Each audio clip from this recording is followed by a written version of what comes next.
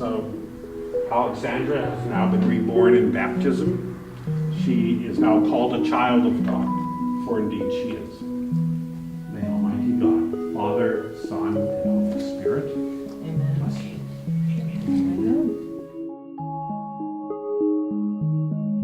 Ever since I was little, my mother says that I love children, and I just knew that I would always be a mother. And even though from the outside it looks like my life has been very career-driven, I knew that someday I would have a child of my own.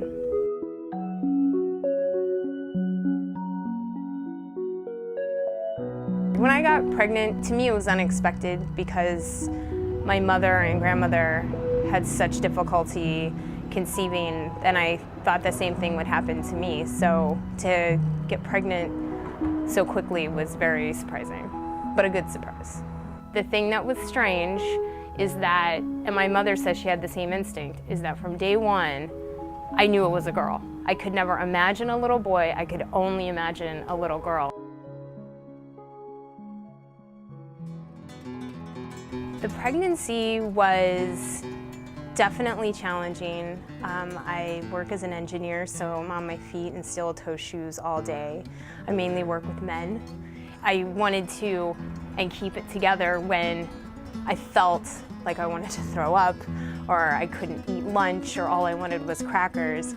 But it was exciting when we had those moments where it was just me and her, and I would feel her for the first time, or hear her. I was in meetings and she'd dance around and react, and she loved my job, which was really kind of fun, and it made the day more interesting because I'm the only one that knew that I had a partner in crime helping me every moment. My experience with labor, it wasn't good. So I went in with an open mind, but I knew that I wasn't well, and I knew what it meant to have preeclampsia. And it was scary, and probably the scariest 3 days of my life.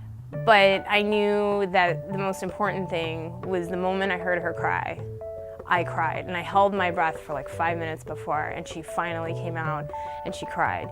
And then I relaxed and was like, I did it, we're good. And now we gotta start on the next step. But that was probably the best moment ever. Describing Alex right after she was born can be summed up in just amazement, because she was so small. She was so tiny and in this plastic box, and watching her move and fight and work so hard to get better so quickly, I knew she was my kid. And when she was in the box, I still had an instinct to take care of her and to make sure she got through.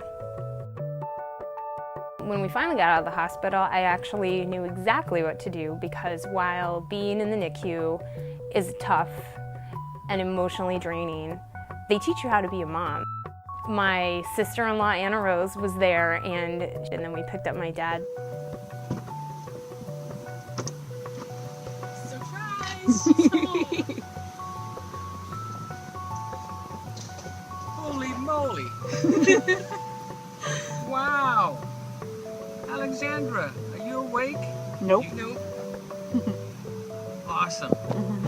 The first few weeks were interesting, but I had a routine down, and really it was me teaching everybody else how to do the routine that the nurses had trained me in. So it was a little different. It was actually kind of nice to come home and feel like you know what you're doing, instead of having that first night where you cry.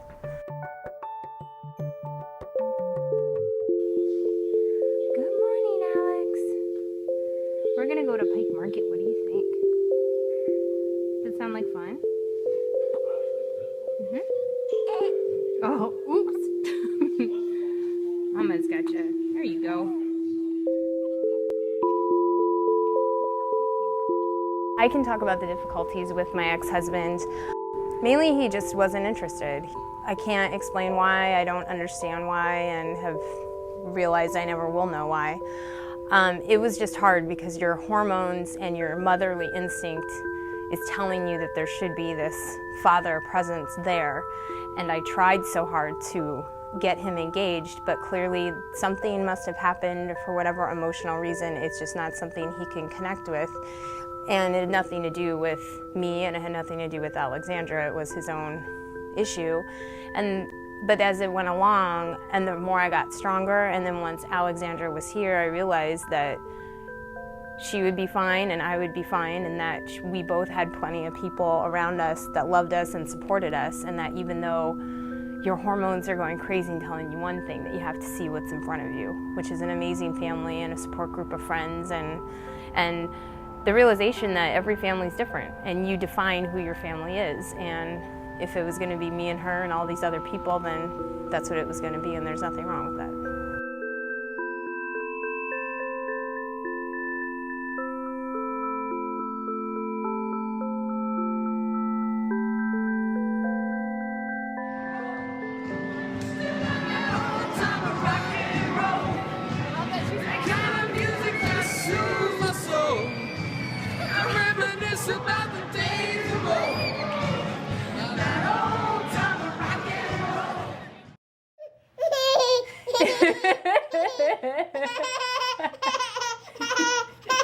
She's always laughing. She's the happiest kid. Even when she's tired, she's smiling and happy, and that's like her favorite thing.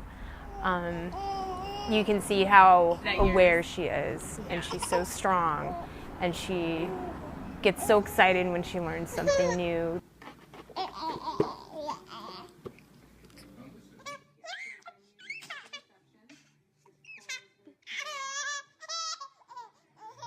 You're one.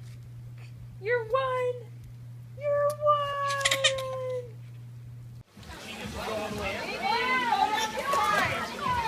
Her feet are kicking so fast. She's like, this is awesome. Alexandra never sat still in the bathtub. She would kick and just splash around from day one, and it was like an Olympic activity to get through a bath with her. She's a little water baby and is just so excited to be in the water and wants to play in it and touch it all the time. She is to receive the gift of new life from God, who is love. On your part, you must make it your constant care to bring her up in the practice of the faith.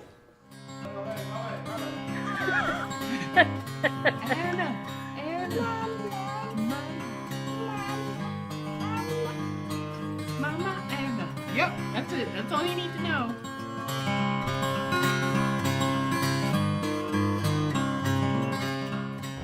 Having help with Alexandra has been definitely the phrase that it takes a village to raise a child. And my friends and I firmly believe that. And my family never left me alone in Seattle. They rotated, so I always had somebody with me. And it's been my mother and my father and my brother and my sister-in-law, and then my cousins actually up there helped too. And then when I moved back, my friends have helped out. It hasn't been just me, even though I am the main guidance. It's really been a village to help raise her and take care of her and get her to where she is today.